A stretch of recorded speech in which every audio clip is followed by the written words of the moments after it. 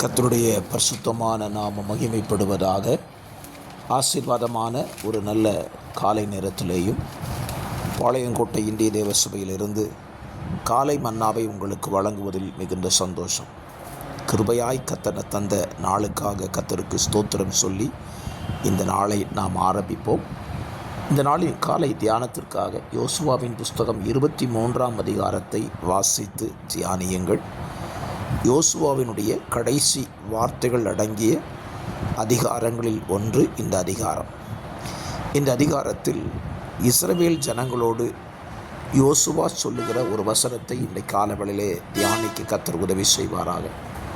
11வது வசனம், ஆகையால் உங்கள் தேவனாகிய கர்த்தரில் அன்பு கூறும்படி உங்கள் ஆத்துமாக்களை குறித்து மிகவும் எச்சரிக்கையாய் இருங்கள்.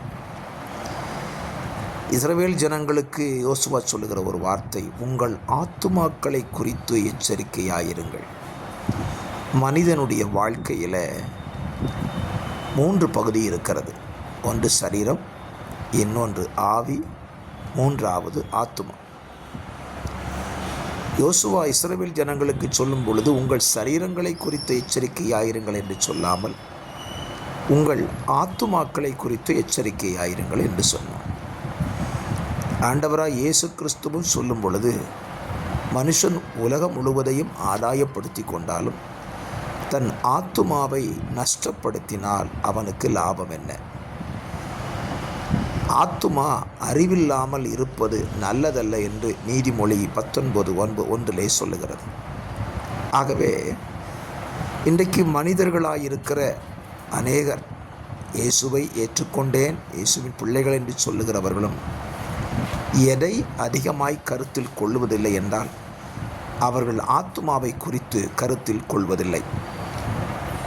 சரீரத்தின்படி அவர்கள் கிறிஸ்தவர்கள், ஆலயம் செல்லுகிறார்கள், அவர்கள் கிறிஸ்தவர்கள் என்று மற்றவர்களால் அறியப்படுகிறார்கள். நல்லது, நீங்கள் ஆலயத்திற்கு வருவதனால் நீங்கள் கிறிஸ்தவர்களாய் இருக்கலாம். ஆனால் ஆலயத்துக்கு வருகிறவர்கள் எல்லாருமே ஆத்துமாவில் கரிசனை உள்ளவர்களா என்று கேட்பீர்களானால் அதுதான் இல்லை. இன்றும் நம்மில் பலருக்கும் ஒரு எண்ணம் என்ன? இந்த உலகத்தில் நாங்கள் வாழ்வதற்கான வழியை சொல்லிக் கொடுங்கள். குடும்பமாக இருக்க வேண்டும், பிள்ளைகளை படிக்க வைக்க வேண்டும், பிள்ளைகளுக்கு திருமணம் முடிக்க வேண்டும், பிள்ளைகளுக்கு வேலைவாய்ப்பு கிடைக்க வேண்டும், பிள்ளைகளுக்கு உயர்கல்வி படிப்பதற்கு வழிகள் திறக்கப்பட வேண்டும். இதற்காக ஜெபியுங்கள், இதற்கு ஆலோசனை சொல்லுங்கள் என்றுதான் எதிர்பார்க்கிறார்கள். அதுவும் சரீரங்களில் ஏற்படுகிற வியாதிகளுக்கு ஜெபித்து எங்களுக்கு சுகத்தை கொடுங்கள், இயேசுவினிடத்தில் ஜெபியுங்கள். இப்படிப்பட்ட ஜெப விண்ணப்பங்கள் தான் இன்றைக்கு ஏராளம் இருக்கிறது. ஆனால் இவைகளெல்லாம் இந்த உலகத்தோடு அழிந்து போகும். ஆனால் அழிந்து போகாதிருக்கிற ஒரு ஆத்துமா உங்களுக்குள் இருக்கிறது. அதை மீட்க தான் இயேசு கிறிஸ்து பூமிக்கு வந்தார். ஆகவே நம்முடைய ஆத்துமாவை குறித்ததான ஒரு கவனம் அல்லது ஒரு எச்சரிப்பு நமக்கு இருக்க வேண்டும். ஏனென்றால் சரீரத்துக்கு அழிவு இருக்கிறது.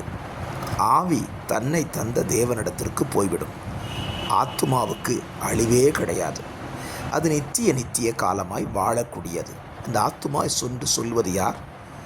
உள்ளான மனுஷன். உங்களுக்குள்ளே ஒரு மனுஷன் பேசுகிறான் தெரியுமா? அதுதான் ஆத்துமா.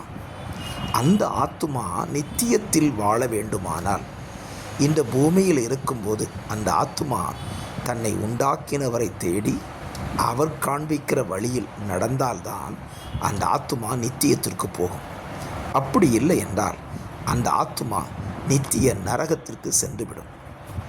ஆகவே தான் யோசுவா சொல்லுகிறான், சரீர வாழ்க்கையை குறித்து நீங்கள் கவனமாக இருக்கிறீர்களோ தெரியாது, உங்கள் ஆத்துமாக்களை குறித்து எச்சரிக்கையாயிருங்கள். ஆத்துமாவை கெடுக்கக்கூடிய பல சம்பவங்கள் கானான் தேசத்தில் இருந்தது. விக்கிரக ஆராதனை, அவர்களுடைய பழக்க வழக்கங்கள் எல்லாம் ஆத்துமாவை கெடுக்கக்கூடியதாக இருந்தது. ஆகவே இந்த நாளிலே உங்கள் ஆத்துமாக்களை கெடுக்கக்கூடிய எந்த காரியத்தையும் இந்த உலகத்தில் கற்றுக்கொள்ளாதிருங்கள், கடைபிடியாதிருங்கள். ஆத்துமாவை கவனமாய் காப்பாற்று கொள்ளுங்கள். அது உங்களை நித்தியத்திற்கு கொண்டு போய் சேர்த்துவிடும்.